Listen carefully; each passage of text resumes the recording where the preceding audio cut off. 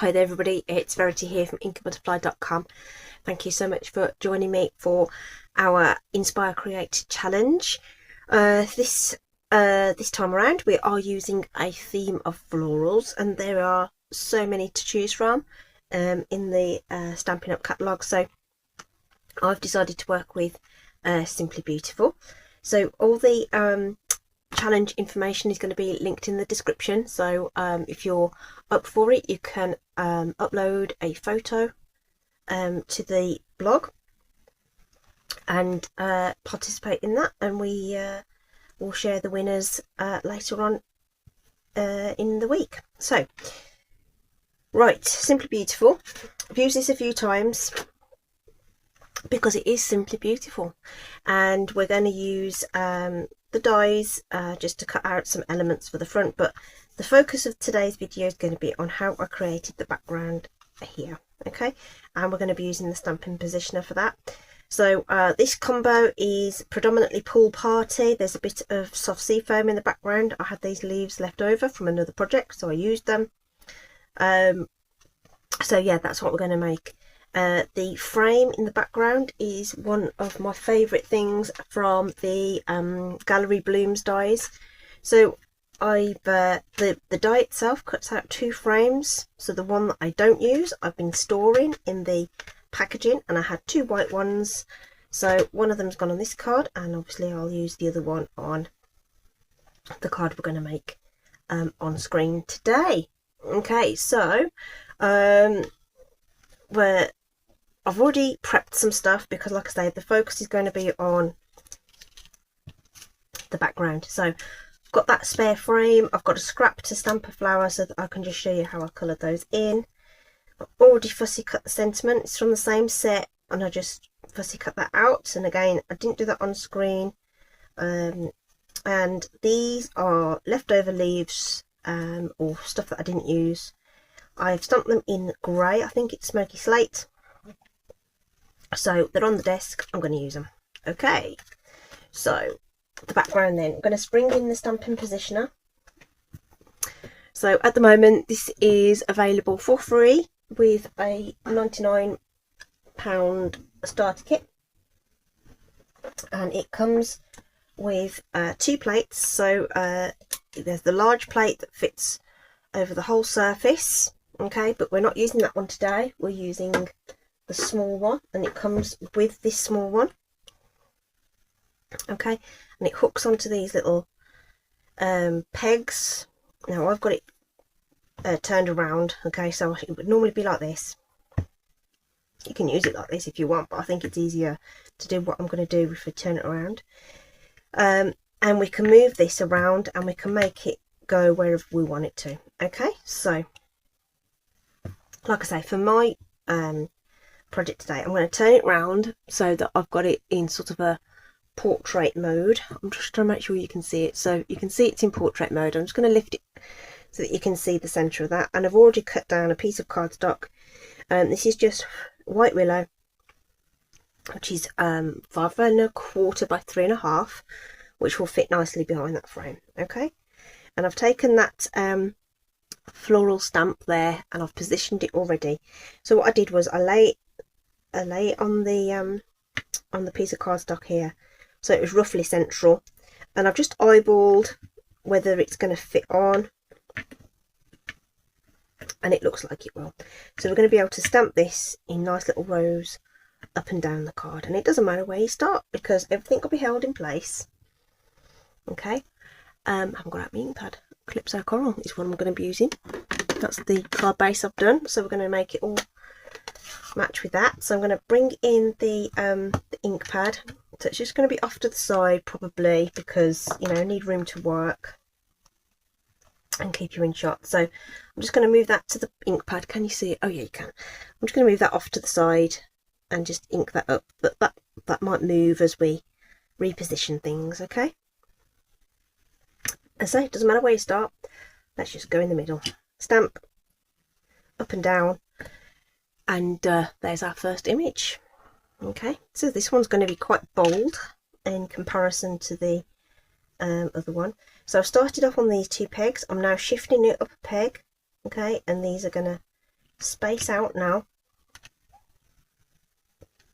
Okay, so there it was. Shift it up a peg, press down, and that's close enough. We'll be covering the edge with the frame, so I'm not worried about it not going all the way to the edge.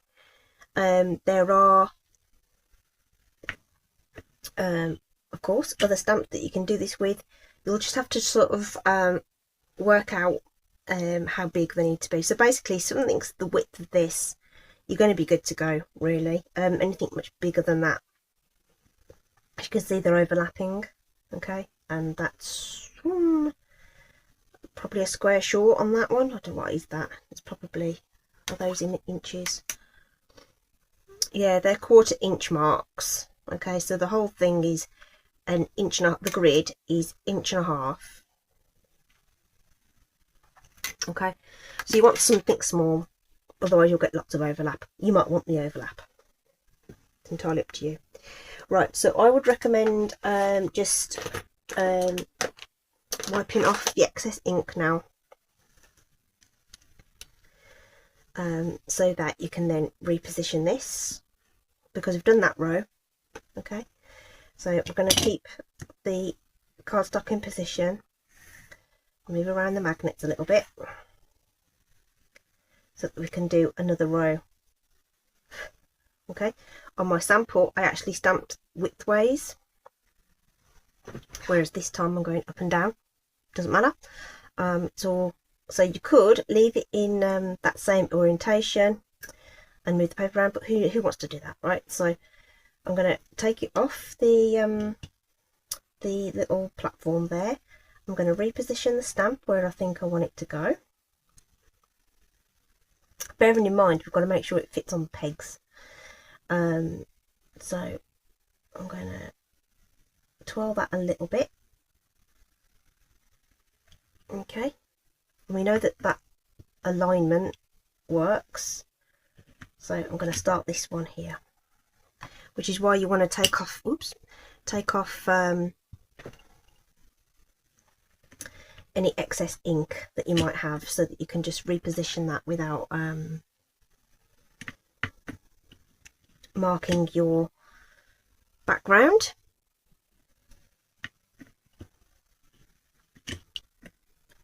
I think I've got some fluff on this. Let me just let me just wipe that off.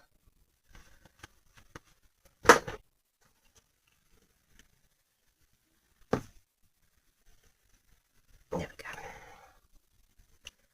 think it was just picking up a bit of the dander off that cloth, which wasn't the best. Use your chamois. There we go, that's better. Okay, there we go. There's our second row all in, and again the edges aren't going to matter too much, so I'm not worried about the edges. So let me just rinse it, wipe it off.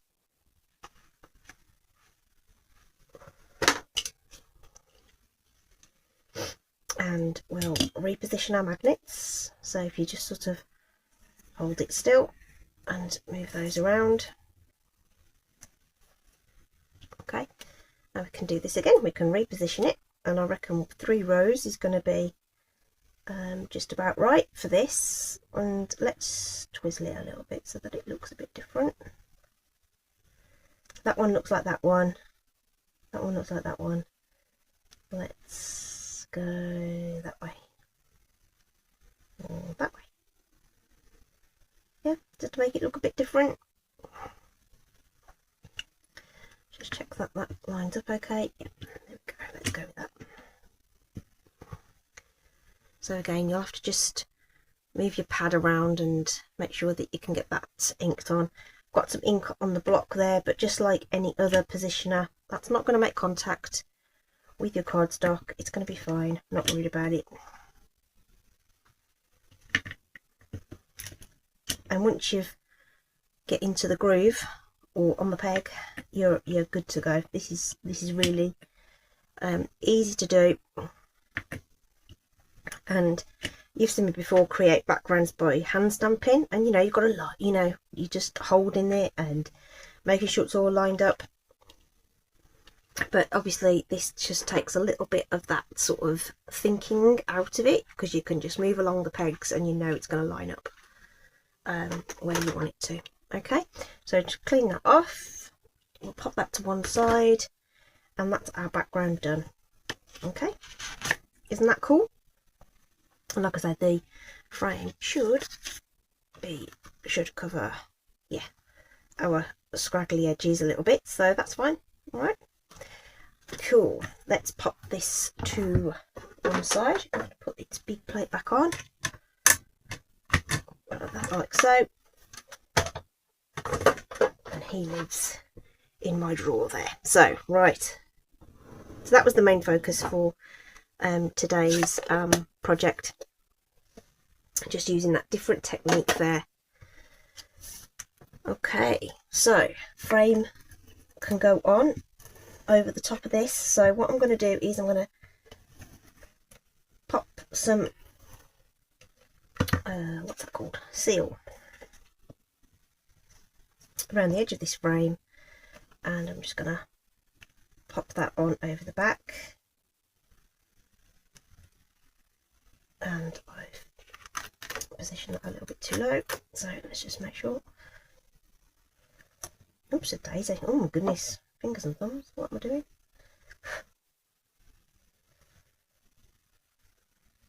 It's quite a close fit, so you could cut it down afterwards, but that should be fine. Sorry if you heard that. That's someone just pulled up outside in a taxi. So right, there we go. We're going to add some dimensionals to this so it's ready to go onto our card base, because dimension is all, it's free luxury. Doesn't just makes everything just seem more expensive. So we'll pop those on, and we may as well just get this adhered on. Let's just do it. So these come off nice and easy. Okay, and just grab these little bits.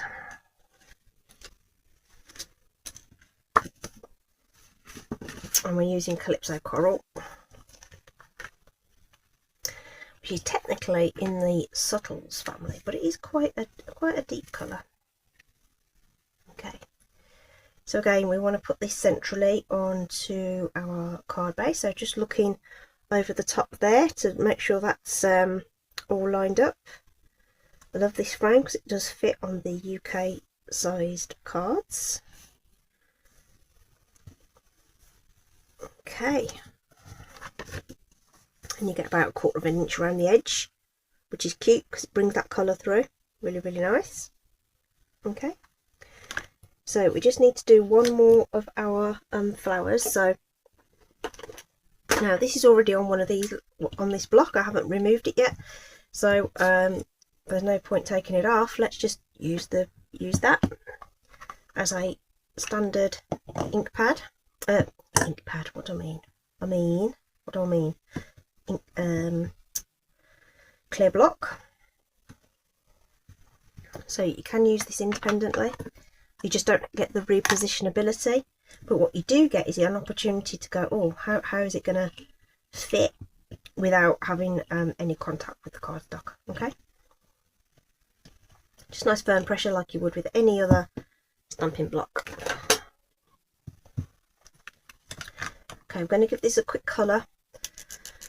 Nothing heroic, but so we're just using the Calypso Coral Stampin' Blends just to colour this in. Doing a little bit of shading. It's not rocket science in that I'm not going all out and looking at light sources or anything. I'm just going around the edges where I know that there's a curl, which means it'll be darker. And this petal's at the back. This petal's at the back. And then just sort of around the edges there.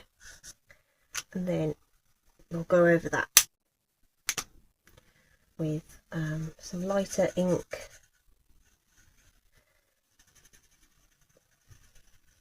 I will confess this marker's probably almost at it, but I've had these since they were released, so they've lasted a reasonably long time.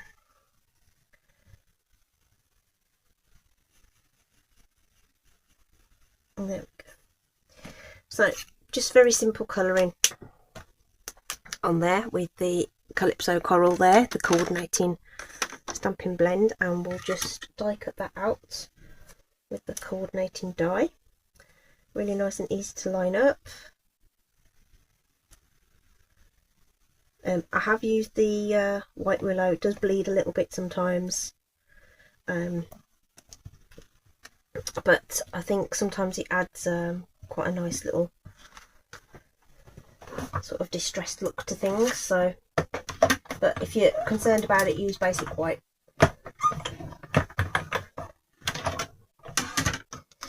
It's just with it being a little bit on the thinner side, that alcohol will travel a little more.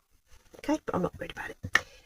Okay, so use a rounded object of some description to create some texture. Handle of some scissors works. I happen to have one of these tools, but it doesn't matter as long as you've got something that's rounded that will do the job. It'll be fine. Our leaves are going to go on first. Okay, and again you can just sort of bend these a little bit, give them some dimension if you want to. And I'm just going to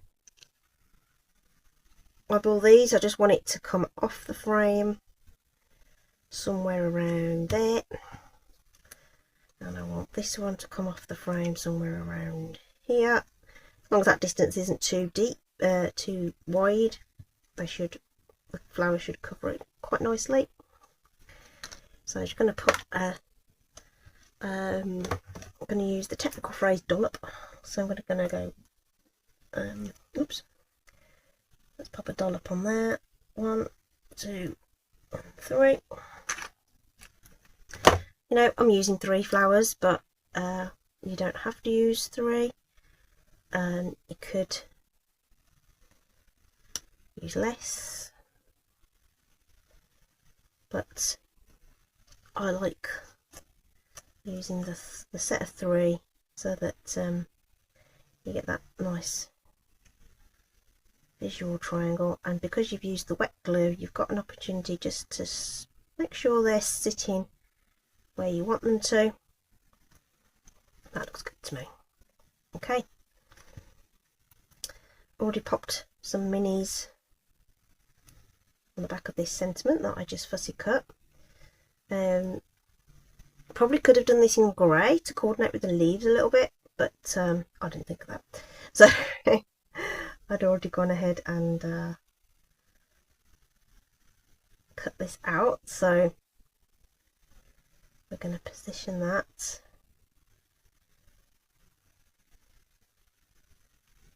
I want it closer to the flowers really, but it's not going to work out, is it? Okay.